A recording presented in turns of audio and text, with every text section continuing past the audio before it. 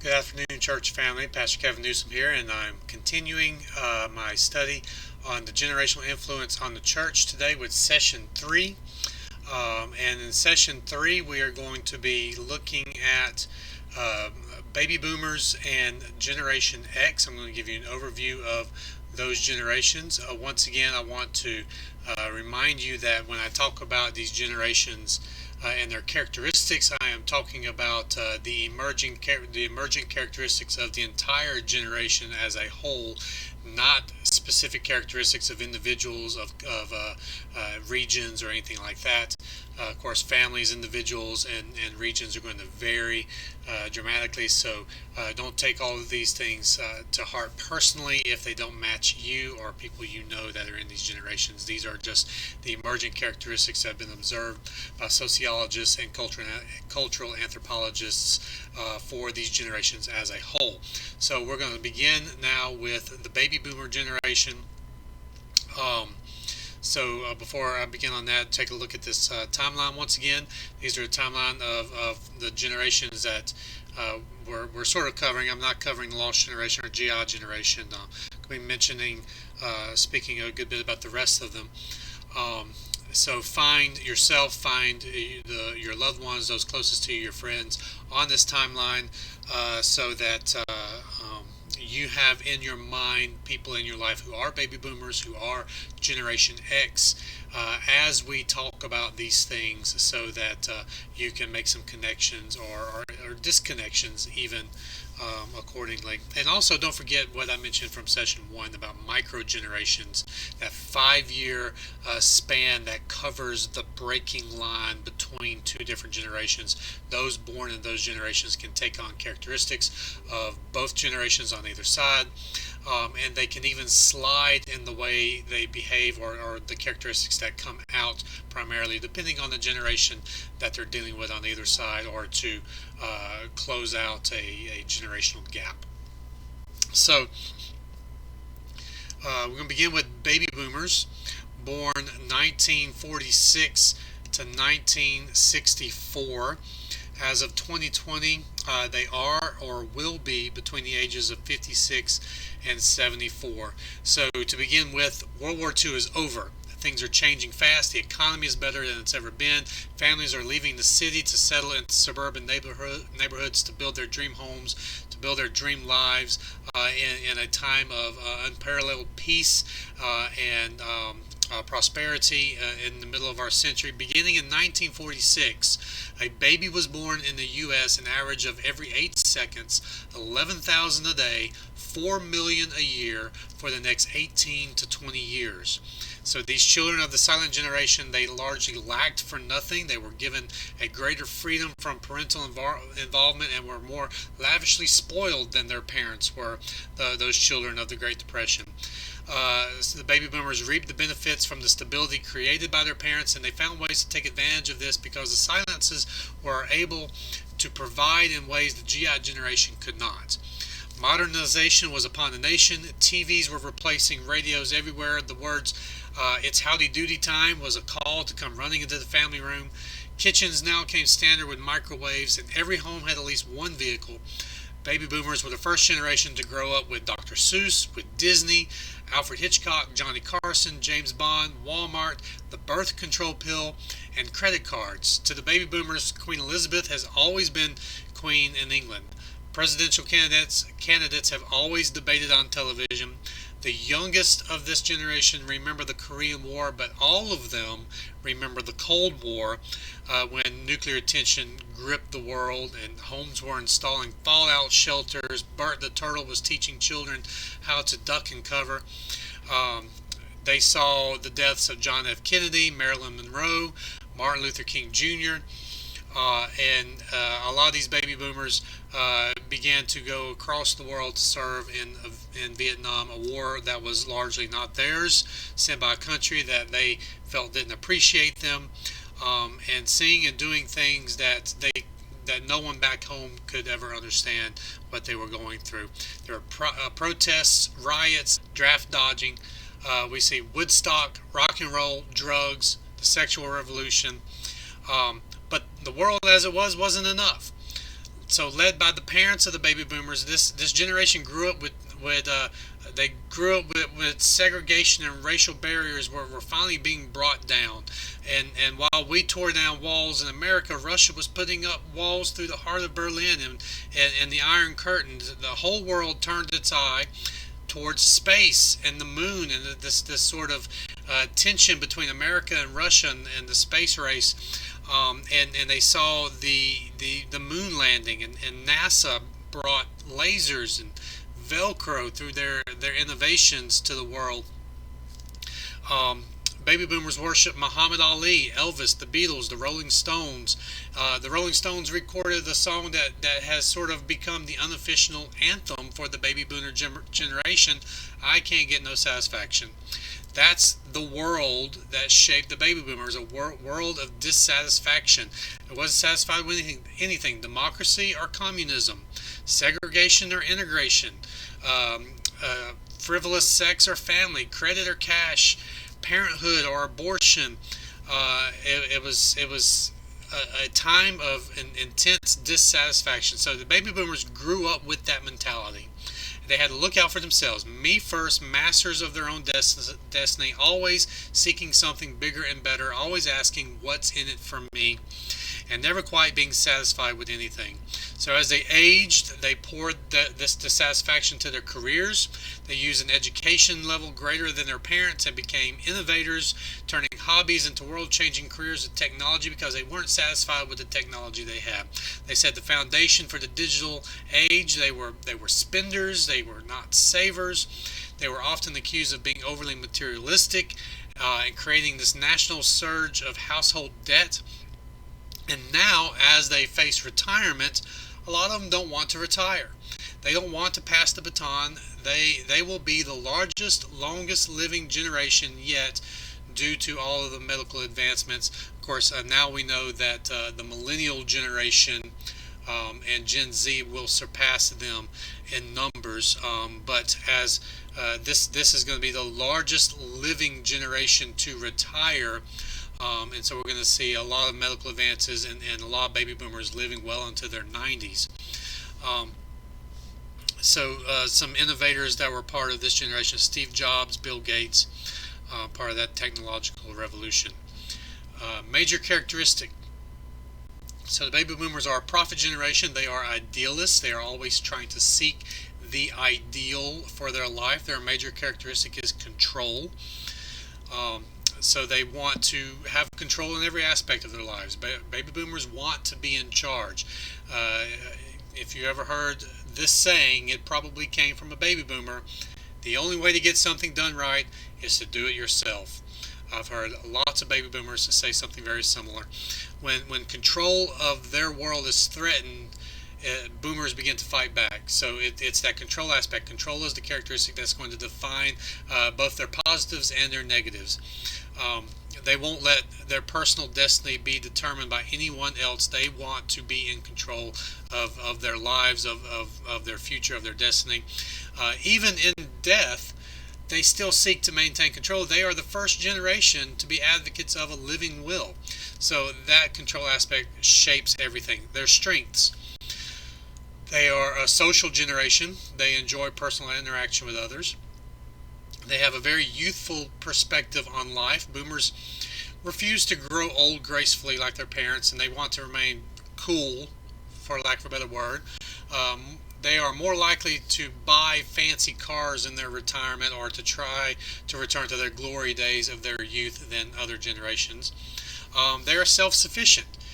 They believe they can handle everything for themselves. They do it for themselves. Boomers generally can and want to handle all their daily activities themselves and will generally try to solve an issue themselves before seeking professional advice.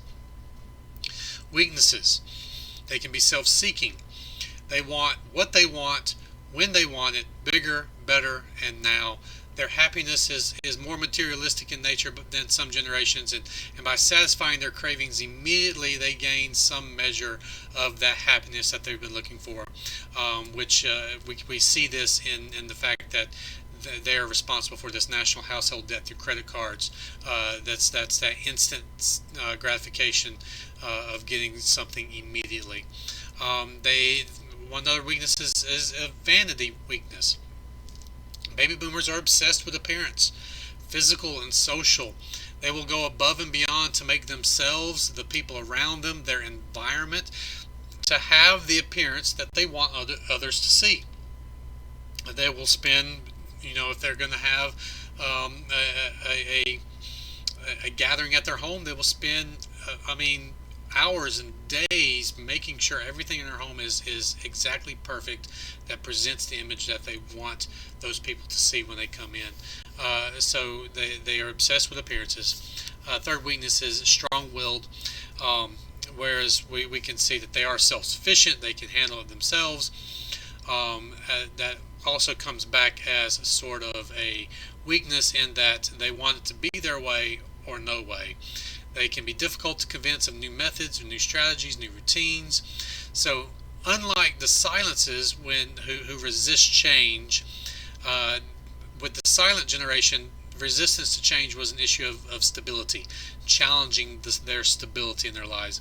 With the baby boomers, it's different. It's not a resistance to, it's not a challenge to stability to them. Change is a challenge to their control of the issue.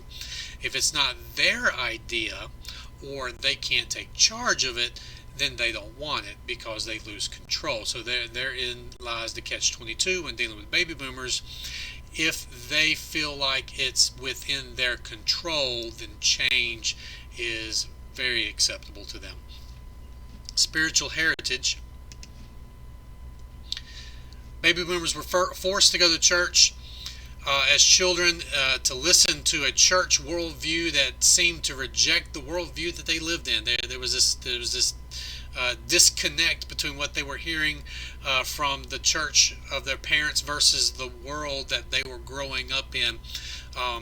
So a lot of boomers abandoned the church to seek out their own destiny, to take control of their own spiritual lives, to explore other religious avenues. But even though a lot of them left the church as young adults, many of them came back when they began to have families, and they became some of the most active churchgoers ever, quickly taking leadership roles and keeping them. There's that control quality in the baby boomer. They want to be in control. They want to have leadership roles. So today we have 61% of Protestant pastors are boomers, 58% of the lay leaders, 50% of tithers in our churches are all baby boomers. During the 80s and the 90s, when baby boomers were raising their children, churches saw some of the highest numbers, some of the largest growth, and some of the greatest activity than they had all century. And in fact, when their children began to grow up and move out and have families of their own, near the end of the 90s and beginning of the 2000s, churches began to see a decline. And I think there's a connection there. The baby boomers really infused the church with a lot of a growth and a lot of activity during the 80s and 90s. Their worldview could be described as individualistic theism. God provides individual experiences to each person. If they were to have a truth statement, they might say, "My truth is better than your truth." Boomers don't want to give control to other truths in their lives. They see these other truths as inferior and unable to meet their needs, and they try to force their truth value on others because that characteristic of control sort of umbrellas everything. Ministry challenges. Transitioning leadership roles from boomers to the younger generation is a significant challenge in churches. Boomers are a lot of times refusing or are just not willing to let younger generations take control of these programs and things that they have been in leadership roles of for a long time. So it is a big issue. In places where boomers feel like they are losing control, we see a lot of times they're just simply leaving the church. They would rather leave the church than see things go against the nature or feel like they're out of control of change that they don't necessarily agree with. If it's not happening their way, then they don't want to be a part of it. Where change comes at the expense of their personal fulfillment or control, change will be opposed. But if they don't pass the baton, then we don't have future leaders being trained to take the reins of the church. So we need these baby boomers that are in leadership positions to really take responsibility for training their replacements even now, and to begin purposefully, as difficult as it may be, to step aside and let some of the younger generations begin to take these leadership roles. Ministry strategies. Remind them their spiritual life with God is their responsibility. That goes back to that control. If they're taking responsibility of their spiritual life, then they maintain some sort of control there. Give them tasks and continue responsibility even after transitioning out of leadership. Don't make them feel unimportant. Continue to use them. Continue to allow them to serve, even those that are trying that see the need to step out of leadership roles. Give them tasks still. Continue to use them in ways. Help them to feel important. Help them to feel like they still have some influence in what's going on. Allow baby boomers to help facilitate the change. If they are given the task of overseeing these changes, then the changes may come about a little more easily.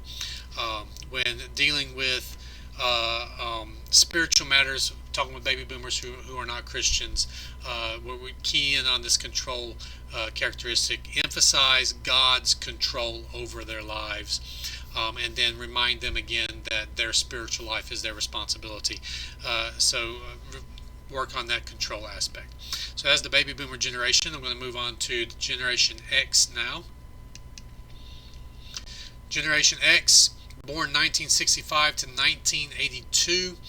As of 2020, they are or will be between the ages of 38 and 55. So the youngest of Generation X, they remember the 70s. The oldest of the Generation X remembers the 70s as children and the 80s as teenagers. The younger of the Generation X remembers the 80s as children and the 90s as teenagers. So these three decades are the worldview formation of Generation X, with special attention to the 80s. The 80s are the decade that the older and the younger of Generation X share. So the 80s are a very formative, defining decade for all of them. They remember the fall of the Berlin Wall. They remember the Challenger explosion, the Chernobyl disaster, the finding of the Titanic, the Exxon Valdez oil spill, the first bombing of the World Trade Center, the Oklahoma City bombing, the Waco standoff, the Rodney King riots, the O.J. trial, the death of Princess Diana. All of these things happened while they were growing up. Medical science brought in vitro fertilization, DNA mapping, the identification of AIDS. We have Roe versus Wade legalizing abortion. They lived through the technological boom of the 80s and 90s, the Sony Walkman, the pocket calculator, Microsoft technology, PC computers. All of these things were booming through the 80s and 90s. Video games, MTV, the internet. We have Hollywood's second golden age happened during the 80s and early 90s, with film developers like George Lucas and Steven Spielberg being extremely active. Star Wars, E.T., Indiana Jones, Rambo, Rocky, The Terminator. You have things like Back to the Future and Goonies. Just a lot of favorite classic movies come from this time era. A lot of the movies that they're trying to remake and re-envision, reboot, and create sequels. Ghostbusters was an 80s movie. The Generation X saw the breakdown of social barriers. All of these barriers were breaking down. The gender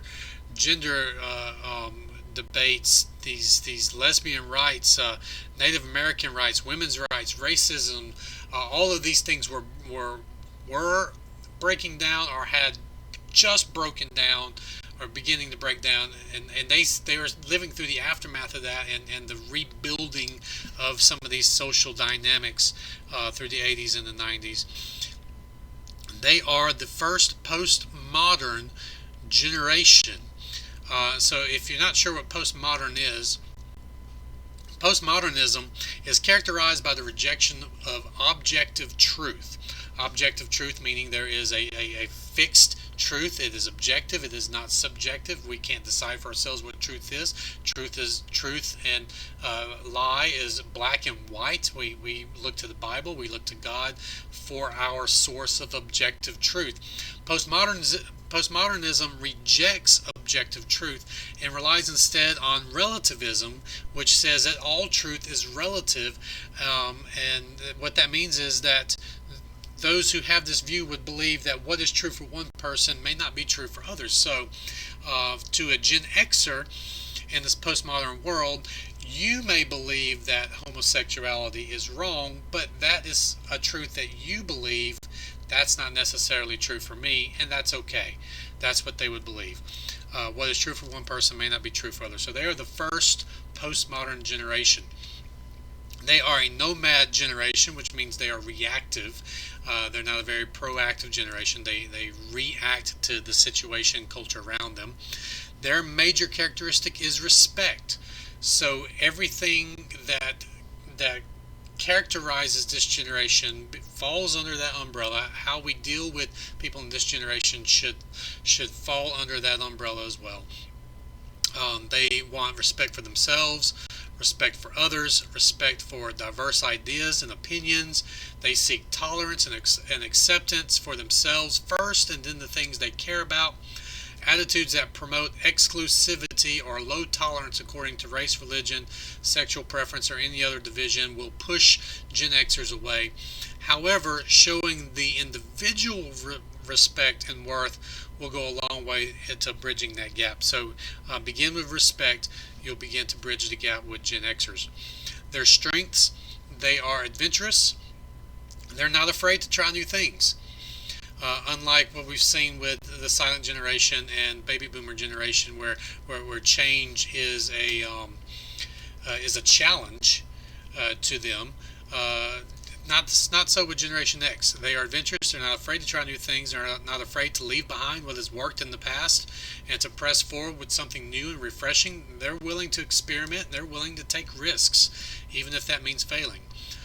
They're very technological. Most of them are adept at multimedia, computer technology.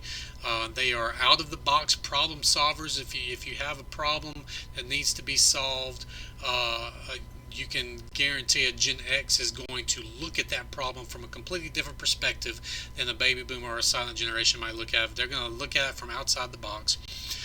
They do not think like their parents. They do not think like baby boomers. They have become, a lot of them have become adept at doing multiple things. They're good multitaskers. They are another strength is that they're family minded. So they deeply care for and protect their own children. They value close relationships with friends and family, and they slowed the pattern of divorce and abortion.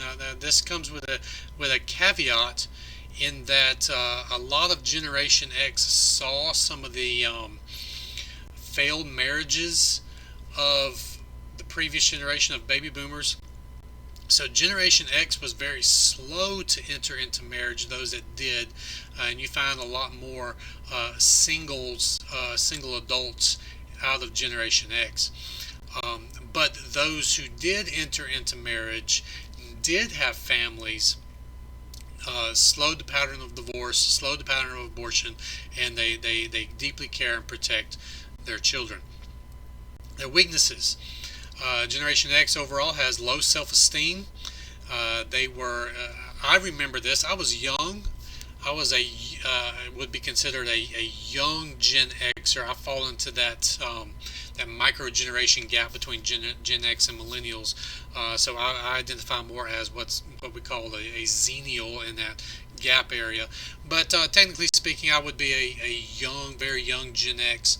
And I remember as a kid the news reports talking about just how bad Generation X was, just how calling them slackers and whiners. These older generation who generations who were in charge of these news outlets were just really just slamming Generation X, these teenagers, just for their lack of responsibility and their lack of motivation to live life the way that the baby boomers and the silent generation thought they should be living it.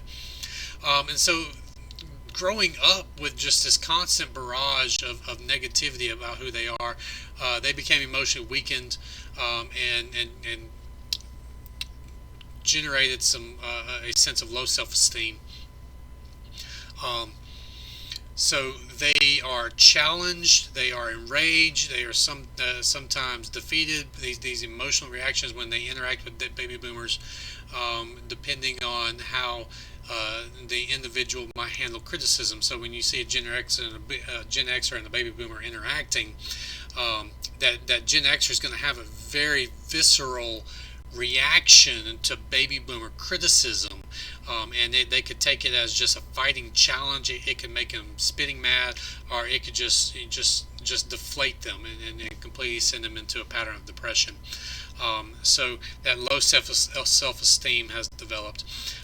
Second weakness is that they are attractional. So they are adventurous. They do enjoy experiencing new things and trying new things and experimenting with things. So they're always seeking that next thrill, that next attraction item to bring them happiness and a sense of self-worth.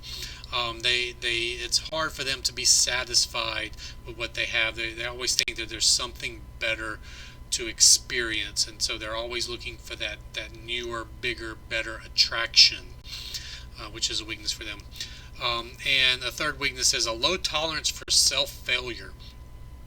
If unable to obtain their goals or perform up to the expectations placed upon them, they will move on to something else that they can do without being criticized. So what this means is, if they feel like they are going to fail or are being criticized for not doing something properly, then they'll just move on. For example, if you ask a Gen Xer to wash dishes, and they're washing dishes, and a baby boomer comes along and says you're doing it wrong, well, the Gen Xer is going to say, okay then, I'm going to move on. I'm not going to handle it. You can do it. They don't want to deal with any form of self-failure. So if it looks like they could potentially fail at a task, they will just not even engage in that task, and they will walk away from it because they don't want to fail. Alright, so spiritual heritage. They were brought to church by baby boomers who returned after leaving the church. So if you remember, I mentioned baby boomers left the church and then came back to the church. But what a lot of baby boomers did when they returned to the church is they didn't assimilate this spiritual mentality, this spiritual growth into their home lifestyles or into their daily lifestyles. Church was where they needed to bring their children. Church was what they needed to do because they recognized there was value in that. There was spiritual value for their families in church. But when they got home, they didn't necessarily make the changes themselves. So Generation X grew up seeing a lot of spiritual hypocrisy in the home. Their parents acted one way at church and acted a different way at home. That's part of their spiritual heritage. So a genuine relationship with Christ, apart from just a religious relationship with the church, was not a clear teaching from their parents. Family discipleship was missing. If you were to, their worldview would be called postmodern respect. They would say other people's views about God are worth respecting. If you were to give them a truth statement, they might say, I will respect your truth if you respect mine. They want their truth values respected, even though they don't expect older generations to adopt those truth values. They want at least their truths respected. In turn, they offer respect for other truths. And this is a change from baby boomers. We see baby boomers want their truths adopted by other generations. Silent generations don't really understand how any other truths could exist. Gen Xers are saying, I just want you to respect my truth, and in turn, I will respect your truth, and we'll just agree to disagree. So, ministry challenges with Gen X's. They are the most missing generation in the church and the most difficult to reach. They grew up seeing a lot of hypocrisy in the church, and so they believe that that's just what the church is. A church of people who live one way inside the church and live another way at home. And so they just don't bother. If they feel like they're going to go and they're going to fail because they can't live up to the expectations, then that low tolerance to self-failure, they're not going to try. So they are the most missing generation, and they are the most difficult to reach. Overhyping church programming as a religious activity will turn them away. They see right through it. They see through the hypocrisy. They want genuineness. They want you to just be genuine. Xers involved in church often have families and a self-established identity apart from their parents. In other words, Gen Xers, you don't see a lot of Gen Xers going to church with their parents. If they're involved in church at all, a lot of Gen Xers may not even live in the same town with their parents. Their social circles do not intersect with their parents at all. So they have an identity that doesn't involve their baby boomer parents. So that's where you'll find the Gen Xers in the church. Dogmatism, traditionalism, though there's a place for both of those, a place and time for both of those, and can be good in some circumstances. Gen Xers are just simply going to interpret that as hypocritical. So be careful of dogmatic beliefs and traditional things when dealing with Gen Xers. Estimated that only 1 out of 7 attend church. I actually believe that's lower than that. Ministry strategies with Gen X. They are susceptible to apologetic evangelism. So apologetic evangelism, modern apologetic evangelism, is designed to work with postmodern thinking. So Gen X being the first postmodern generation, apologetic evangelism will work with them. So use apologetic evangelism. Don't try to guilt them into things. Just explain using logic, apologetic evangelism, and that'll help cut through some of their postmodern thinking. They want to know that they are loved and important to the church. Remember, their key word is respect. If they know that the church loves them, respects them, and that the church believes they are important, then they're going to be all in. You've got them. Gen Xers are there. Show them that kind of respect, and you've got your Gen Xers involved.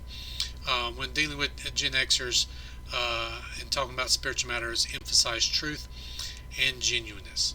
All right, well, this concludes this session 3 on baby boomers and Gen X. I will continue next week with session 4.